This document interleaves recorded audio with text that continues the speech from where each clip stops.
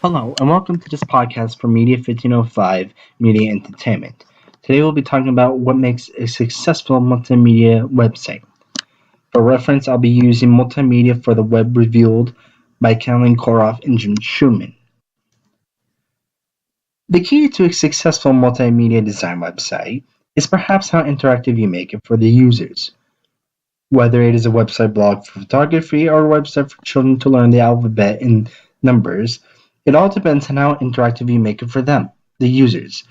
This is all attainable through, but not always easy, planning and development.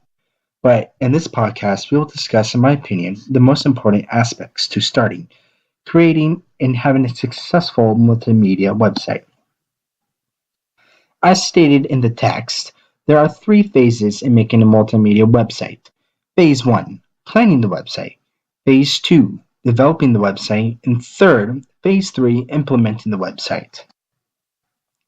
In Phase 1, as explained by the authors, the design strategy will help ensure that your website evolves into a product that effectively achieves its purpose for the intended audience.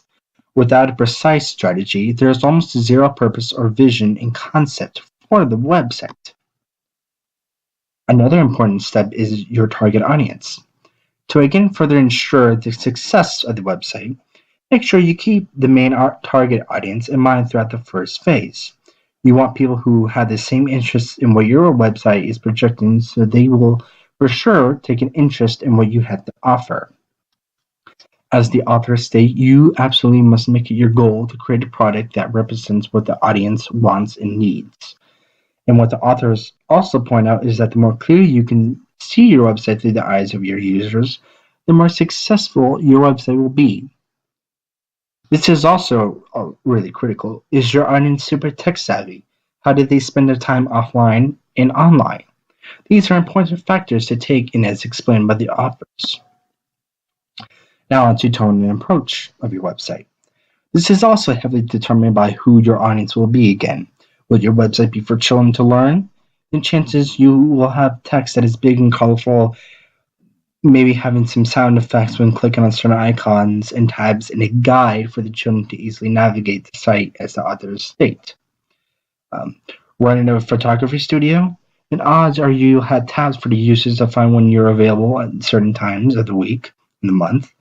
Tabs for what your type of photography you specialize in, so people do not get the wrong person for the job and waste their money and your time.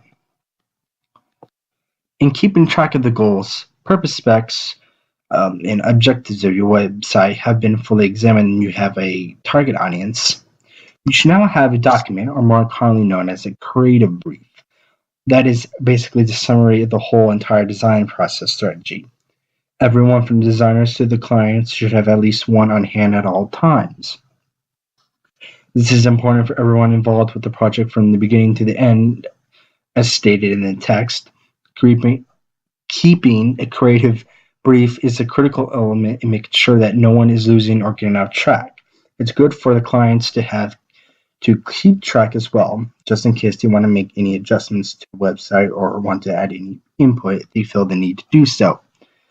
Overall, it has to be professional, and that is perhaps one of the biggest part of thriving in one's career is maintaining professionalism. Also, another important aspect too, which no one should never overlook, is not being organized and not keeping a nice and neat working area or building is not really at all attractive to clients or work partners alike. Most likely one will have a much harder time finding clients and work team members. Now onto flowcharts. Flowcharts are also another aspect in determining how and what your client's website most likely will be like. As mentioned by the authors, that a flowchart is basically a visual guide of the entire website. Using it as a guide clearly gives everyone an idea visually of how the website will look and function, and everyone, like with a creative brief, should have a copy of this document on hand. Going back to creative briefs, if there needs to be a change in the format, do not make it to the flowchart first, but to the creative brief, so as to keep track of your changes and modifications. Of course, make the changes to the flowcharts as to again not lose track of anything or something, and no one else does not as well. Now onto the navigational structure. In my opinion, has to be looked and designed from a web user perspective. From my own experience, nothing is more frustrating than trying to navigate through a website and cannot find what you are looking for due to to a navigational structure that is not properly uh, designed. Even an authors note that the way you arrange the content of your multimedia website is often the most important part of the design. A navigation bar is perhaps the biggest aid for web users if it is not user friendly.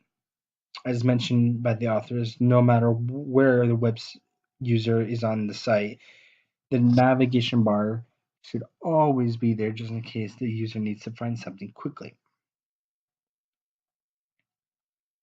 In conclusion, there are many different ways to create a great website. Everything that I discussed and mentioned from the book are just guidelines, though these are great to follow and should be heeded. If one truly wants um, a successful, fun website and want their users to come back every time, then aspects pointed out and discussed should be used in order to have success.